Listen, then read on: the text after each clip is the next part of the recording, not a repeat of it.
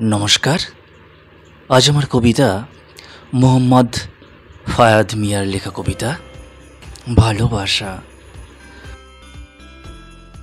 ভালোবাসা আগ্রহ, আসক্তি, টান এবং মায়া সবার প্রতিই আসে না। এটা ঠিক নির্দিষ্ট তার প্রতিই আসে যার সাথে কথা বলাটা অভ্যাসে পরিণত হয়।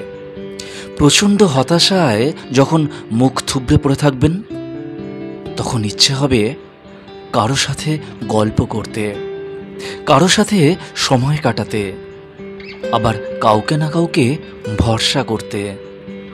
আর এই ইচ্ছেটাই একটা সময় কাল হয়ে দাঁড়াবে আপনার জন্য।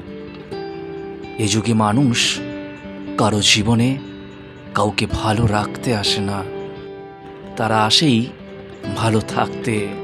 ভালো লাগা, মোহ, প্রেম নিয়ে যে কেউ আসতে পারে জীবনে, তবে ভালোবেসে মায়ায় পড়ে খুব কম মানুষই পাশে আসে। দিনের পর দিন যখন সেই একটা মানুষ আপনাকে সঙ্গ দিবে, কথা বলবে, আপনাকে নতুন করে বেঁচে থাকার ভরসা যোগাবে, ঠিক তখন আপনি সেই মানুষটার প্রতি ধীরে ধীরে দুর্বল হতে থাকবেন।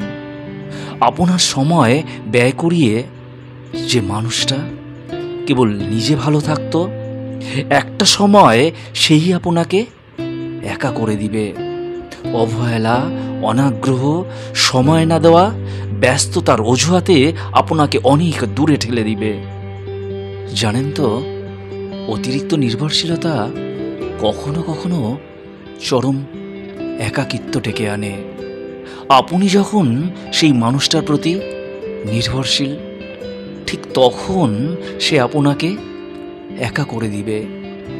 আপনি যখন তাকে ছাড়া আর অন্য কিছু ভাবতে পারেন না, সে তখন আপনাকে ছাড়া ঢের ভালো থাকতে পারে।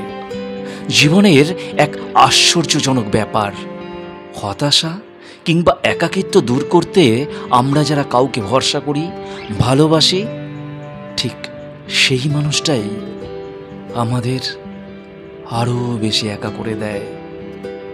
ঠিক সেই মানুষটাই আমাদের আরও বেশি একা করে দেয়। নমস্কার।